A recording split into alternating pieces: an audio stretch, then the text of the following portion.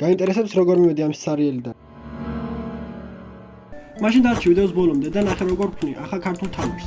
ახლა კი მცირეოდენი ინფორმაცია თამაშის შესახებ. Როგორც უკვე მივხვდი, თამაში იქნება სამ განზომილებიან survival ჟანრის. და რატომ აიც survival? იმიტომ რომ ბავშვებთან არ მიყვარს თამაშები გადარჩენა.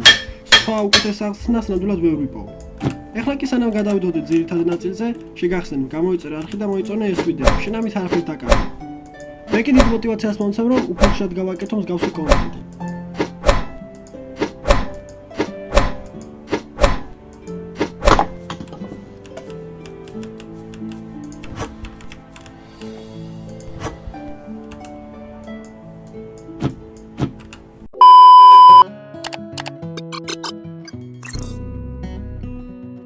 შევქმნი ახალი პროექტი და მოვუფიქრე ძალიან ორიგინალური სახელი Dark Days.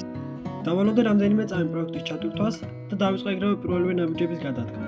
თავიდან შევქმნი უბრალო კაფსულა, რომელიც დროებით იქნება მოთამაშე. შემდეგ კი გავაკეთე C# სკრიპტი, რათა მოთამაშეს ვასწავლოს სიაურ და დროთა განმავლობაში სხვადასხვა დავალებების შესრულება.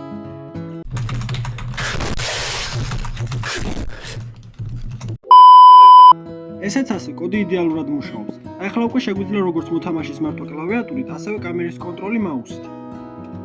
მას შემდეგ, რაც უკვე მოთამაშეს შეუძლია თავისუფლად გადაადგილება, დადგა დრო მისთვის საინტერესო გარემო მომეწყო. სწორედ ამ სიტუაციაში განვითარდება გეიმპლეი.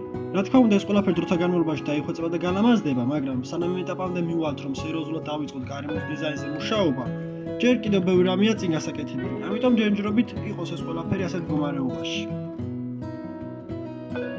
ხედავთ როგორ მარტივად შეგვიგვა ჩვენი თავარი პერსონაჟი ახალ გარემოს. აშკარად თავის სახში გონია, მაგრამ ჯერ ის არის ის, რომ მალე გადარჩევისთვის მოუწევს ბრძოლა და ყველაფერი წინ არის. ახლა კი დადგა დრო ცოტა სიცოცხლე შევმატოთ ჩვენ სამყაროს.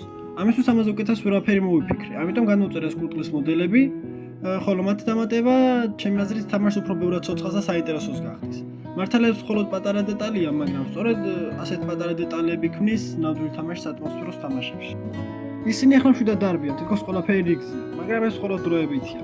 ახლა მომავალში დავამატებ ერთ საინტერესო ფუნქციას და ეს ფუნქცია იქნება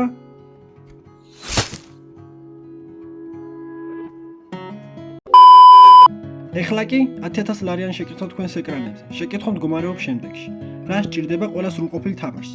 პასუხი: რა თქმა უნდა, ინვენტორის სისტემა. კურდღლების დამატების შემდეგ დავიწყე მუშაობა ამ ახალ სისტემაზე, რათა თამაში დაემსგავსოს ნამდვილ თამაშს და მოთამაშეს შეეძლოს საჭირო რესურსების შეგროვება. რაც არც თუ ისე მარტივი საქმეა. უფასოდ გადმოწერილი UI გადმოუტანე სცენაში და მომარგე ისე, რომ ვიზუალურად ეფექტური ყოფილიყო. შედეგს კი ხედავთ თქვენი თვალითაც. ეხლა კი, როგორც დიდი ვექტადეუსი იტყოდა. ადიოს.